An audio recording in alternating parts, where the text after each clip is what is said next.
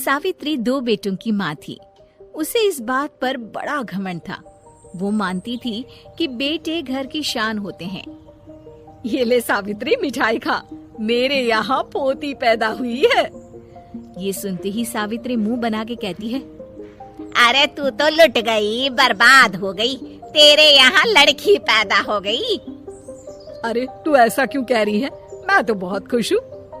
अरे जब तेरी पोती के पीछे तुझे खर्चे पर खर्चे करने पड़ेंगे ना, तब ये तेरी सारी खुशी गम में बदल जाएगी। पहले लड़की की पढ़ाई लिखाई का खर्चा, फिर उसकी शादी का खर्चा। अरे आजकल की शादियाँ कितनी महंगी हो गई है। गहने बनाओ, लाखों रुपए पानी की तरह बह जाते हैं।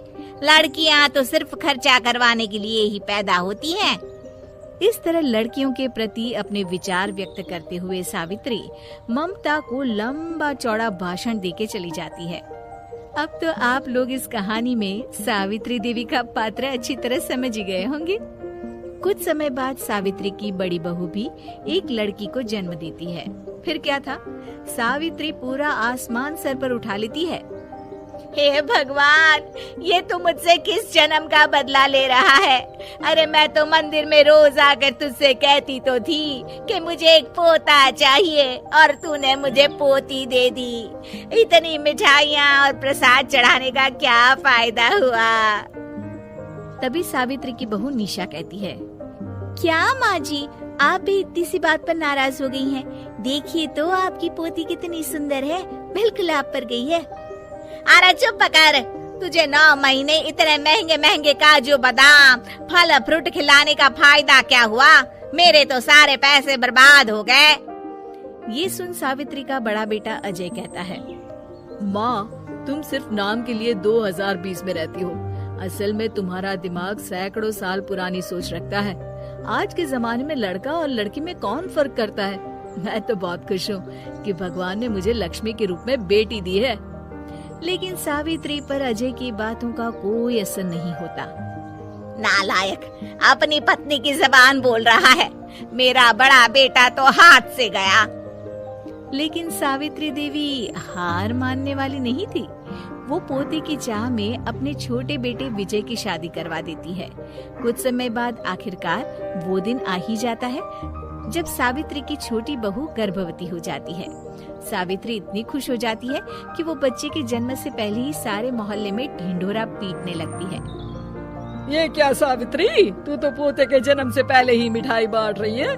पहले पोता पैदा तो होने दे, और फिर क्या पता अगर पोते की जगह पोती पैदा हो गई तो। ये सुन सावित्री चिढ़ जाती है। अरे अपनी काली जबान मत चला, मेरी मिठाई खा के मेरा ही बुरा सोच रही है। बड़ी आई, ला मेरी मिठाई वापस कर।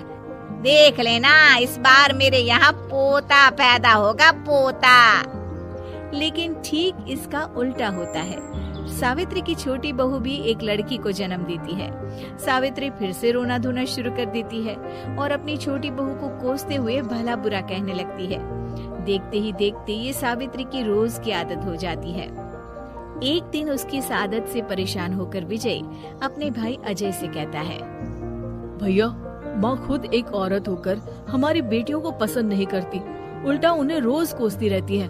मुझे माँ की यह आदत बिल्कुल पसंद नहीं आती। अरे तू ठीक कहता है, मैं भी अब माँ से तंग आ गया हूँ। अच्छा, तो अब तुम दोनों इस तरह पीठ पीछे मेरी बुराई भी करने लग गए हो। नहीं माँ, हम चाहते हैं कि घर में शांति बनी रहे। हमें हमारी बेटियाँ बहुत प्यारी है।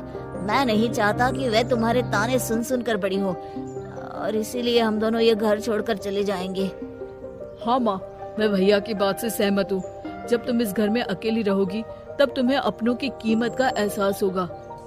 अपने दोनों बेटों के मुंह से अपनी माँ के लिए इतने कठोर शब्द सुन सावित्री भावुक और रुआंसी होकर कहती है, क्या सच में तुम दोनों मुझे इस घर में अकेली छोड़कर चले जाओगे? हाँ माँ। हाँ माँ, अब पानी सर के ऊपर जा चुका है। मैं तुम दोनों के बिना नहीं रह सकती। अपनी सास के आंसू देख अजय और विजय की पत्नी अपने पतियों से लड़ पड़ती है। अरे जिसे जाना है वो जाए, मैं माँ जी को छोड़कर कहीं नहीं जाने वाली। भाभी, आप ये क्या कह रही हैं? वही जो तुम सुन रहे हो, दीदी बिल्कुल सही कह रही है। हम बेटियों के संस्कार हमें सिखाते हैं कि सास माँ समान नहीं बल्कि माँ ही होती है और उस माँ की जिंदगी भर सेवा की जाती है। बेटे अपना फर्ज भूल सकते हैं, लेकिन बेटियां नहीं। आप दोनों शौक से जा सकते हैं। माँ जी, हम दोनों के रहते आपको किसी बात की फिक्र करने की जरूरत नहीं। फिर क्या था, सावित्री के ऊपर छाए बेटों के घमंड के बादल उसकी बेटी स्वरूप बहुओं के तेज के आगे आंसू के रूप में परिवर्तित होकर सावित्री की आंखों से बहने लगते हैं और वो उन दोनों को गले लगा लेती है।